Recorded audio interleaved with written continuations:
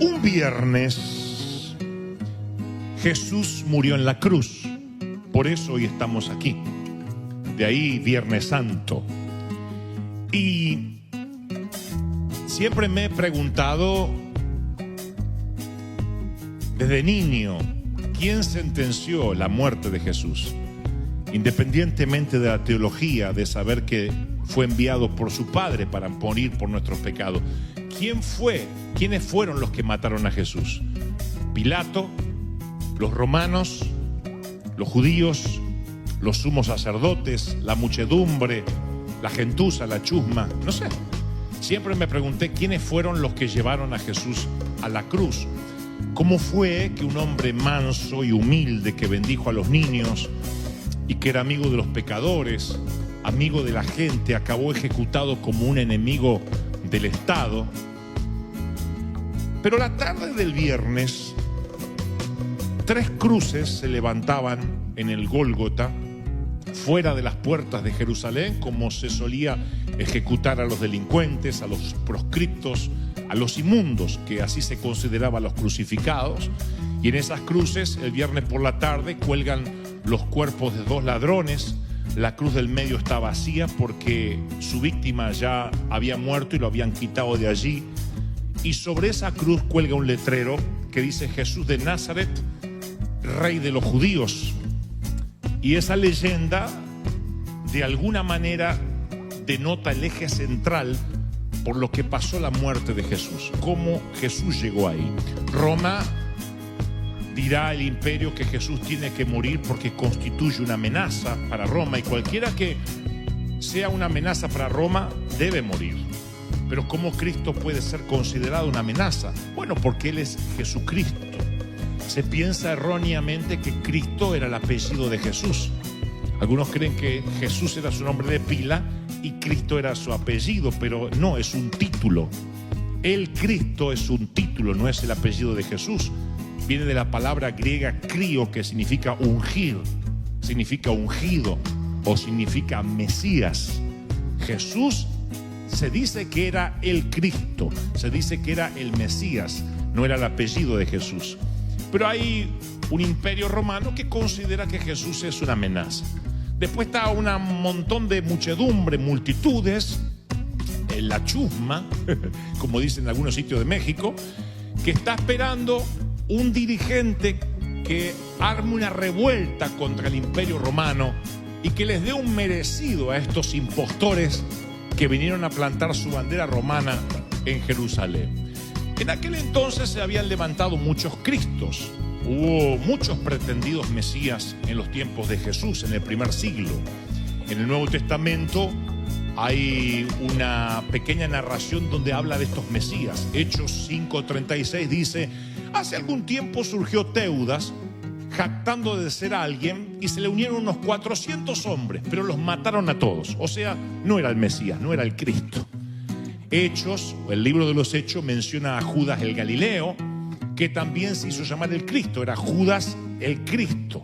El historiador Josefo dice que fundó la secta de los celotes, casi 2000 fueron crucificados junto con él, y las cruces luego quedaron en pie en los campos de Galilea, porque los romanos querían enviar este mensaje: si alguno de ustedes judíos vuelve a concebir la brillante idea de no pagar impuestos, recuerde que Roma tiene muchas cruces para todos ustedes. Y todas esas cruces estaban allí, advirtiéndole a Roma que el primer Cristo, entre comillas, que se levantara en contra del imperio romano estaba condenado a morir, o decapitado o crucificado. Esas cruces estaban en los campos de Galilea, 2000 vacías, como testimonio de que allí habían sido ejecutados 2000 insurrectos. Jesús era un muchachito cuando esto ocurrió. Ahora, ¿cómo saber quién era el verdadero Mesías cuando se levantaban tantos Mesías, tantos Cristos?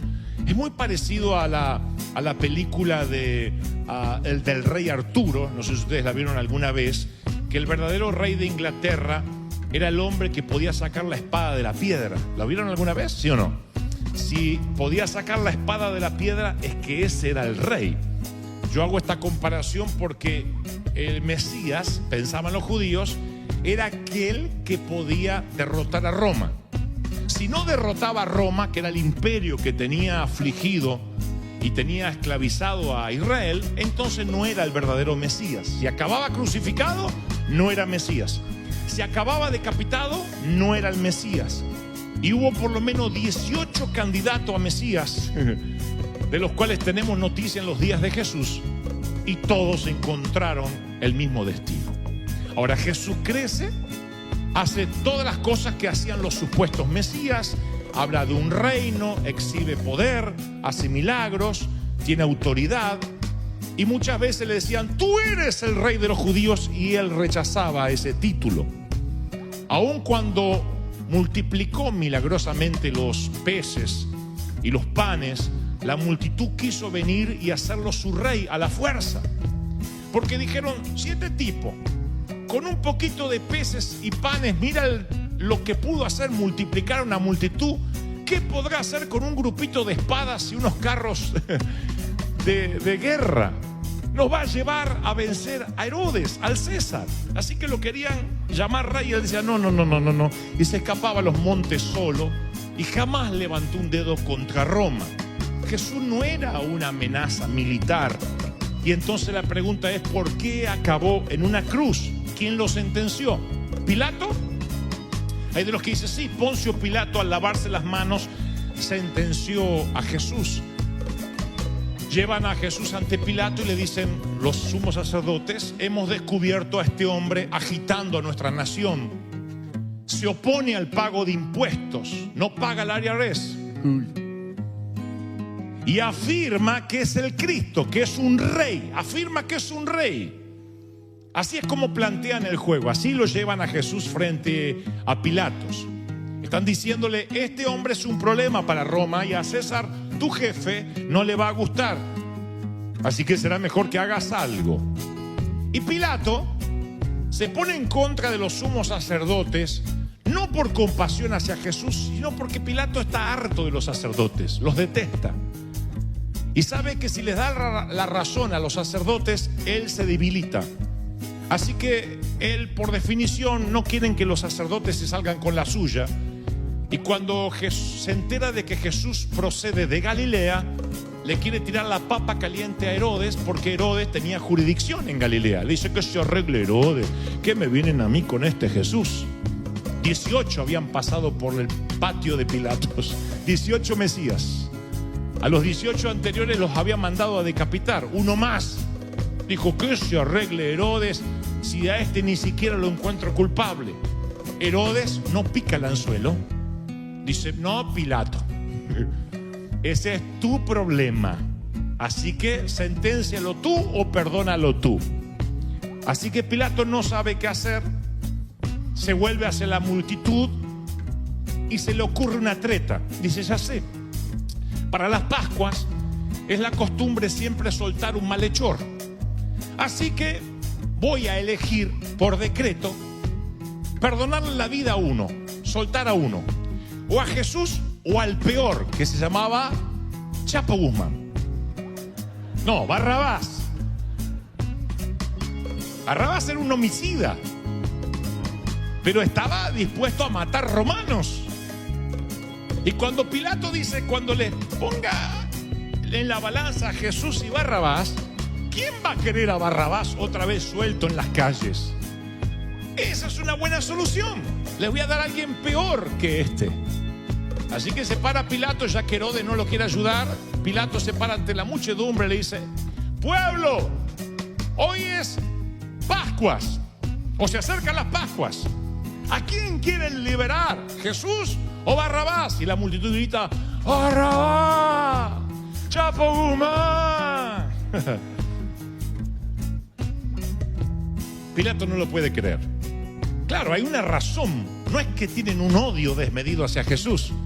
Es que Jesús no resultó ser el conquistador que le devuelva la libertad a Israel y vaya en contra de Roma. Jesús es un Mesías pasivo. No es un verdadero Mesías. No es un rey Arturo que quita la espada de la piedra. Es otro falso, como los 18 Mesías que se levantaron antes, porque el Mesías lo primero que tiene que hacer es organizar un batallón y levantar en armas a Israel contra el Imperio Romano. Mínimo. Eso es lo que esperaban los judíos. No querían un Mesías que hablara del reino de los cielos, del más allá. Querían uno que viniera a batallar, un Che Guevara, que trajera la revolución bolivariana. Pero este no traía ninguna revolución, al menos no en la tierra.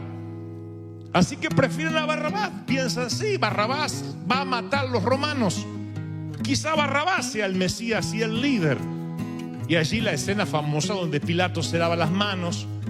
No es que Pilato se preocupe por Jesús. Él sabía que la acusación contra Jesús es falsa. Pero Pilato tiene problemas mayores que estos Mesías que llegan por semana a su patio.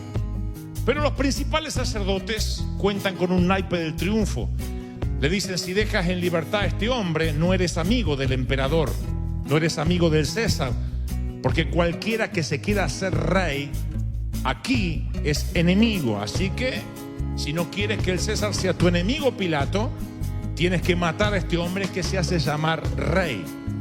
Pilato no puede arriesgarse a que el César diga que es un blando, que no mata a los terroristas, a los que se quieren levantar en contra del Imperio Romano. Así que se encuentra entre la espada y la pared y le pregunta a Jesús. No se pierdan estos detalles, que algunos dicen, yo sé esta historia de memoria, estoy seguro que lo que te contaré nunca lo has pensado. Pilato observa a Jesús y hace esta pregunta. Es la pregunta que penderá toda la vida ministerial de Jesús. Desde que es bautizado en el Jordán hasta llegar a este momento, se lo preguntaron decenas de veces y Jesús siempre lo negó o se quedó callado. Ahora se lo pregunta a Pilato, le dice, hey, ¿tú eres el rey de los judíos? Entiendan lo que les dije recién. Los sacerdotes dicen, cualquiera que en este imperio se quiera hacer llamar rey, debe morir, porque hay un solo rey, que es el emperador. ¿Qué sinvergüenza eran los judíos esto? Ellos odiaban al emperador romano. Lo que le están diciendo, Pilatos, ¿hay un solo rey? Tú lo dices siempre, ¿sí o no? Sí. ¿Cómo se llama? El César. Hasta la moneda está acuñada con su rostro. Y aquí hay uno que se dice ser rey. Pregúntale. Así que Pilato le dice, ¿tú eres el rey de los judíos? Ese es un momento de dramatismo. Porque si Jesús dice, no, yo no soy el rey de los judíos, sale libre de inmediato. Porque todas las acusaciones eran falsas. Pero irónicamente, cada vez que le preguntaban a Jesús si era el Mesías, él nunca dijo, sí, soy el Mesías. Si cuando él multiplicó los panes y los peces hubiese dicho, yo soy el Mesías, Israel se hubiese levantado en armas a favor de él. Hubiese dicho, bueno, llévanos a la victoria. Si él hubiese dicho en cualquier momento, soy el Mesías, cuando entraba el domingo de Ramos a Jerusalén, soy el Mesías, la gente lo hubiese levantado como un líder revolucionario y hoy no estaría frente a Pilato. Nunca Jesús dijo en toda su carrera ministerial, yo soy el Mesías, excepto cuando ya no se podía defender, excepto cuando no había israelitas que podían victoriar por él, excepto cuando estaba allí sin ninguna defensa y Pilato le dice, ¿tú eres el rey de los judíos? Ahí no hay multitudes, no hay posibilidad que un ejército se levante para defenderlo. Ahí es cuando Jesús debió haberse quedado callado, pero él habla. Él dice, sí, tú lo has dicho. Él está diciendo, sí, yo soy el rey. Jesús sabe lo que va a suceder. Jesús mismo se está sentenciando a muerte. Él se hubiese quedado callado y no iba a la cruz. Pilato le dice, te voy a dar una única oportunidad. ¿Eres el rey o no eres el rey de los judíos? Jesús dice, tú lo has dicho, yo soy el rey. Y eso lo sentencia a la muerte. Los sacerdotes hicieron dos acusaciones. Lo acusaron de blasfemo para que las multitudes se pusieran en contra de él, y de traición para que Pilato lo matara. Pero aún así no pudieron corroborar nada en ese juicio, porque la palabra dice que los jefes de los sacerdotes buscaban alguna prueba contra Jesús para condenarlo a muerte, pero no la encontraban, porque muchos testificaban falsamente contra él y sus declaraciones no coincidían. Así que Pilato dice: está bien, uno dice esto, uno dice la otra cosa, no encuentro cómo acusar a este tipo. Así que tú eres el único que te puedes liberar a ti mismo. ¿Eres el rey o no eres el rey? Y así Jesús dice: sí, yo lo soy, y sentencia su muerte. Le da a los judíos lo que ellos no pudieron conseguir a través de sus falsos testigos, y solo se sentencia. ¿Por qué? Ahí es cuando se me empiezan a clarificar las ideas y me doy cuenta de que Pilato no sentenció a Jesús. Literalmente se lavó las manos y le ofreció ser libre. Los sumos sacerdotes tampoco sentenciaron a Jesús, porque sus declaraciones, dice la Biblia, no coincidían, eran falsas. Blasfema. Dice que no debemos pagar impuestos. Jesús nunca dijo eso. Dijo: dad al César lo que es del César y a Dios lo que es de Dios. Así que alguien decía: no, él dijo que hay que darle al César. Otro decía: no, él dijo que vamos en contra del César. Pilato dijo: pónganse de acuerdo si lo quieren matar. Entonces, ¿quién está condenando a Jesús? ¿El César? El César lo único que le importa es el grano. Él quiere que los carros de grano, de trigo, lleguen a destino para poder mantener su imperio. Es lo único que le preocupa al César. El grano en el Medio Oriente es lo que el petróleo en el Medio Oriente hoy.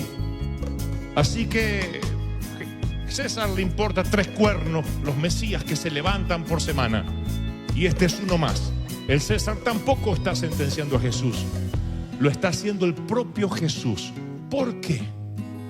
Porque el propio Jesús decidió el día jueves que iba a morir el viernes. Él lo decidió. ¿Cuándo? En el huerto de Getsemaní. La raza humana empezó en un huerto con un hombre llamado Adán, y la historia de uno que sería llamado el segundo Adán también acabaría en un huerto. Cuando Jesús estuvo en el huerto, él tenía muchas opciones todavía.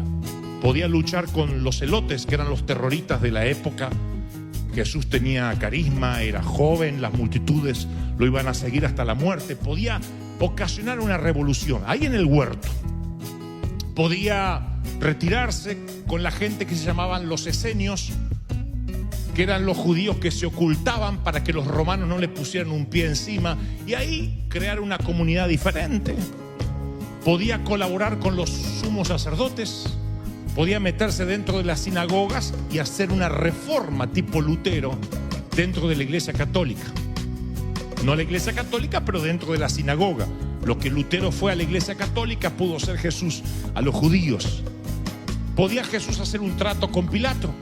Imagínense lo que hubiese sido el Hijo de Dios transformando el Imperio Romano desde dentro. Podía orar a Dios para que lo liberara y enviar una legión de ángeles. Podía pedir una legión, o podía haber hecho un milagro más que terminara de convencer a todos. Pero Jesús, en el huerto de Getsemaní, cuando ya promediaba la madrugada del viernes, dijo: no voy a huir, no voy a pelear, no voy a hacer un trato, no voy a deslumbrar a nadie, voy a morir. Y le dijo al Padre: no sea mi voluntad, sino la tuya. Porque Jesús sabía que un verdadero Mesías, a diferencia de lo que creía el pueblo de Israel, no era el que iba a derribar a Roma. El verdadero Mesías era el que iba a morir por los pecados, el que iba a decidir morir por ti, por mí, por los romanos, por los judíos, por todos. Él dijo: voy a morir. Ahora, vamos a dejar de lado la teología, que Dios mandó al Hijo para que muriera por los pecados, lo sabemos. Jesús sabía que Roma mataba a los rebeldes. Si él no moría, moría Barrabás. Así que en primer lugar Jesús murió para que no muriera Barrabás. ¿Y si Barrabás? Sí, para que Barrabás no muriera, Jesús muere. Jesús sabía que las multitudes esperaban solo una palabra de él para ir en contra de los romanos. Y los romanos no es lo que muestran las películas de Hollywood. La mayoría de los soldaditos eran muchachitos de Siria, reclutados para trabajar para el Imperio Romano. Un montón de muchachitos. Si Israel se levantaba en armas, un montón de soldados romanos hubiesen muerto.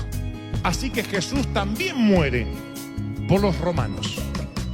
Porque Jesús decide morir, los romanos viven. Jesús también sabía que los romanos acorralarían a sus discípulos y los ejecutarían. Había sucedido antes y volvería a suceder.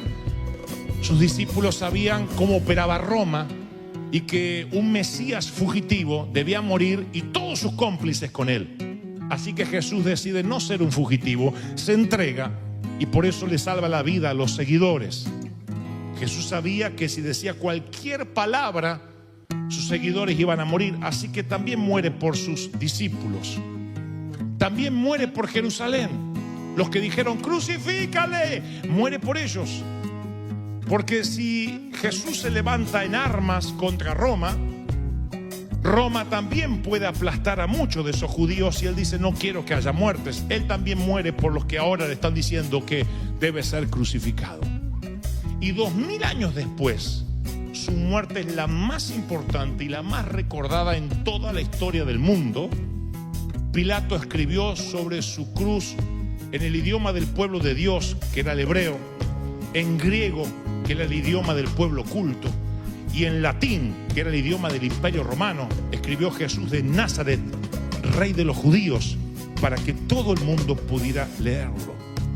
Y esa no fue la decisión ni del César, ni de Pilato, ni de los sumos sacerdotes, ni de las multitudes. Esa fue la decisión de Cristo. Cristo dijo el jueves, moriré el viernes. Él decidió morir. ¿Quién mató a Jesús? Nadie. Él decidió ir a la cruz. Pudo no haber ido, pero él decidió morir. Ahora, no se asusten ni me apedreen. Voy a hablarles de la cruz. Este es el símbolo más ampliamente reconocido en todo el mundo hasta el día de hoy. Marca más tumbas, adorna más joyas que cualquier otro símbolo. Está encima de todas las iglesias del mundo de distintos diseños. Hacer la señal de la cruz se conoce tanto en las basílicas, en las iglesias protestantes, en las católicas y hasta por los jugadores de béisbol. La señal de la cruz. Encontrar un logotipo se ha convertido en un gran negocio, pero ninguna corporación, ninguna marca jamás ha tenido el branding que tiene la cruz. Nada ha sido tan difundido como la cruz. Es el método, piensen ustedes, más humillante que tenía Roma para matar a la gente. No piensen en esto como algo sagrado. Este es el método más humillante que tenía Roma para matar a alguien. Piensen ustedes si el ícono fuera una silla eléctrica. Si el ícono que tuviéramos nosotros hoy de recuerdo fuera un elemento de tortura, una guillotina. Imagínense que Roma pasara por la guillotina a los Mesías. Hoy yo tendría una guillotina en la mano.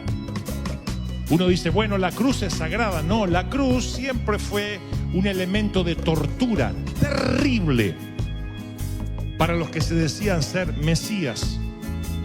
Pero cuando Jesús dice, yo voy a morir el viernes, Él cambia este símbolo que era el poder del Imperio Romano y se convierte en el símbolo del amor de Dios.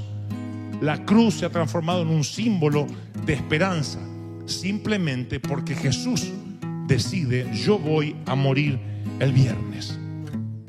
Por ti, por Dante, por María, por José, por Ramón, por Pedro.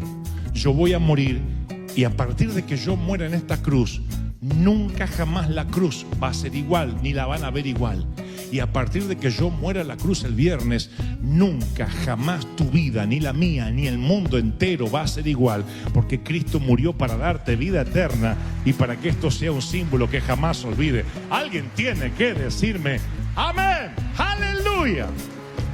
Ahora, Jesús dice: moriré el viernes, y sube a la cruz.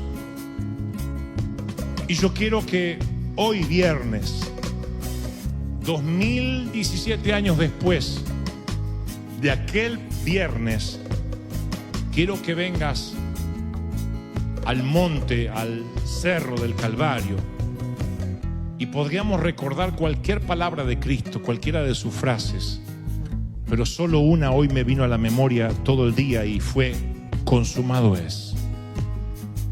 Consumado es significa terminé lo que vine a hacer. Ahora sí soy el Mesías. Ahora sí el rey Arturo quita la espada de la piedra. Él dice: terminé lo que vine a hacer. Y en un mundo donde la mayoría no termina nada, y eso nos lo damos cuenta en cosas pequeñas: un césped cortado por la mitad, un libro a medio leer, una dieta abandonada, ejercicios abandonados, una pared a medio pintar. Jesús dice: no, yo sí voy a terminar lo que vine a hacer. Jesús no desistió.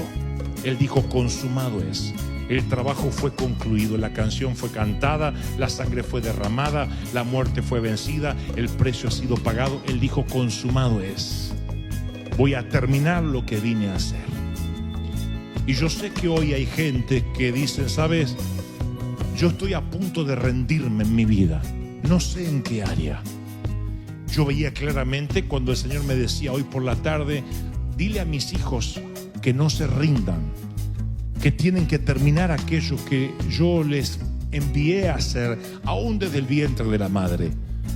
Si estás en oscuridad, si dices: estoy por bajar los brazos, no puedo más, estoy cansado de hacer lo bueno, desanimado porque no puedes continuar, cansado del trabajo, el Señor me dice que des un paseo por el Gólgota este viernes. Claro, no es el mismo viernes que Jesús murió, son muchos viernes después, pero estamos conmemorando el día que Él subió y dijo: consumado es. Él se sentenció a sí mismo para darnos acceso a la vida eterna. No es que lo mataron por error, no es que algo salió mal de los planes. Él dijo: es el momento. Y esa victoria al final fue la que nos dio acceso a que hoy estemos aquí. ¿Qué significa aquel viernes? ¿Qué significa este viernes? Que Él no quiso irse a la eternidad sin llevarte, sin llevarme. ¿No te fascina eso?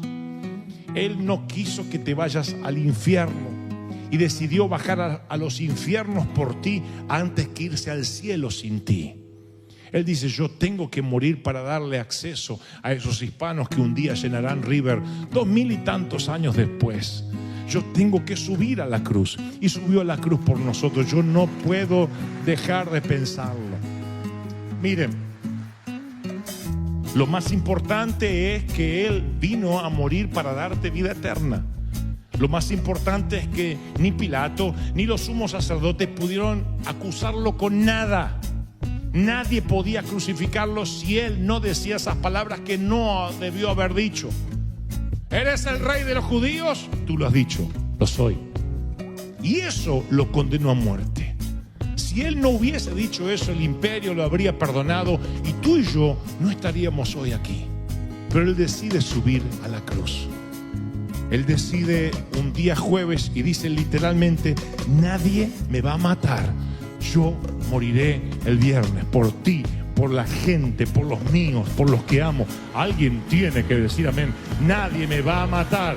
Yo moriré el viernes. ¡Aleluya!